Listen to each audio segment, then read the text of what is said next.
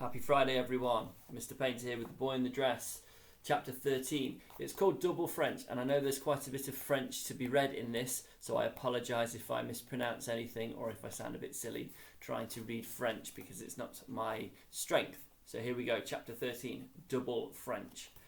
This is hell, whispered Dennis. Shh, said Lisa. You didn't tell me you had French today. I forgot.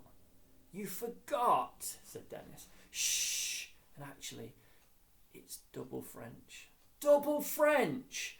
Bonjour, la classe, said Miss Windsor loudly as she entered. Dennis prayed she wouldn't recognise him from the detention. Bonjour, Mademoiselle Windsor, said the class in unison. Miss Windsor always started the class in French. It gave the false impression that the students were all fluent French speakers. Suddenly, she spotted the girl in the orange dress and all the makeup. Miss Windsor couldn't fail to notice her, really. She stood out like a disco ball in the gloom of the classroom. Que êtes-vous? She inquired. Dennis sat frozen with fear, with a terrible feeling he was about to throw up or pee, or both simultaneously, if that was at all possible. Frustrated by the lack of response, Miss Windsor abandoned the French speaking as she usually had to within a few seconds of entering the classroom and continued in English. Who are you? She repeated. Still, Dennis sat in silence. Everyone looked at Lisa. She gulped. She's my German pen pal, miss, she said. I thought you said she was French, said Mac innocently, his voice slightly muffled by the Rolo he was chewing. Oh yes, sorry, French pen pal. Thanks, Mac, said Lisa, pointedly. She shot him an angry look, and he frowned, looking hurt and baffled. Miss Windsor's face instantly glowed with joy. She hadn't smiled so much since winning her campaign for the school canteen to serve baguettes at lunchtime. Ah, monsieur, la bienvenue. Que grand plaisir de vous accueillir dans notre humble salle de classe. C'est tout simplement merveilleux.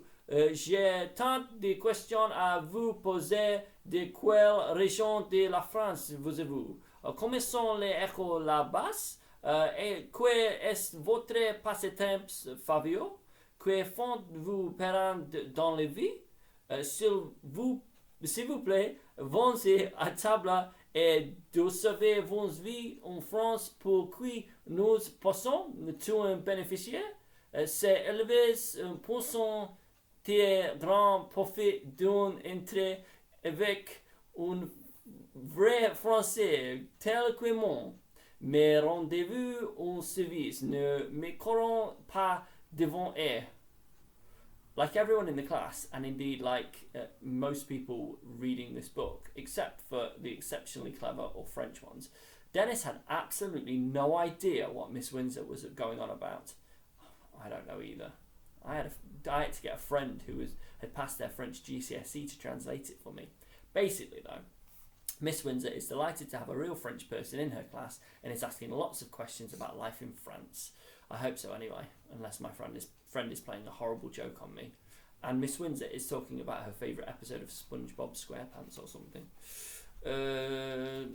Oui? Said Dennis, hoping that by simply saying yes, he couldn't get himself into too much trouble. Unfortunately, Miss Windsor became even more animated and led Dennis up to the front of the class. She declaimed excitedly in French, Oui, c'est vraiment merveilleux. On devrait faire cela tous les jours. Faire venir des élèves dont le français est la langue maternelle. Ce sont les jouets comme celui-ci que je me souvent perdu. J'avoue devez prof. S'il vous plaît, racontez-nous vos premières impressions de l'Angleterre. Honestly, all that French. Dennis stood still in front of everyone. Lisa looked like she wanted to shout out and help, but couldn't make a sound. Dennis felt as if he was underwater or in a dream. He looked out into the eerie stillness of the room. Everyone stared at him. Nothing moved except Mac's jaw. Rolos are extremely chewy. May I speak in English one moment? Asked Dennis in a tentative French accent. Miss Windsor looked a little surprised and a lot disappointed. Yes, of course. How can I put this? How you say politely? Oh, poliment, oui. Madame is continued Dennis. Your French accent is very poor, and I am very sorry, but I cannot understand anything you are saying.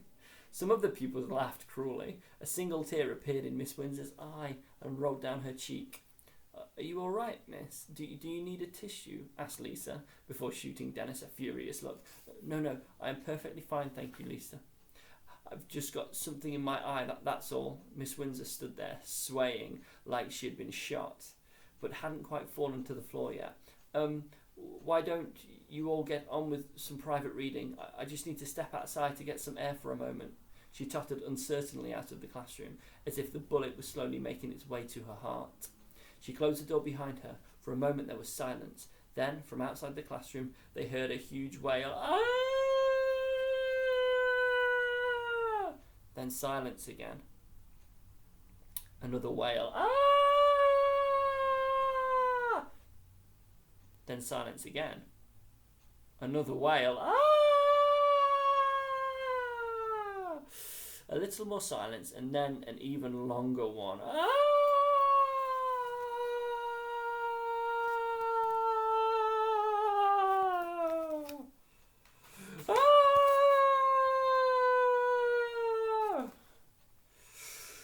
The mouths of the pupils who had laughed now closed tight with regret. Lisa looked at Dennis, who bowed his head.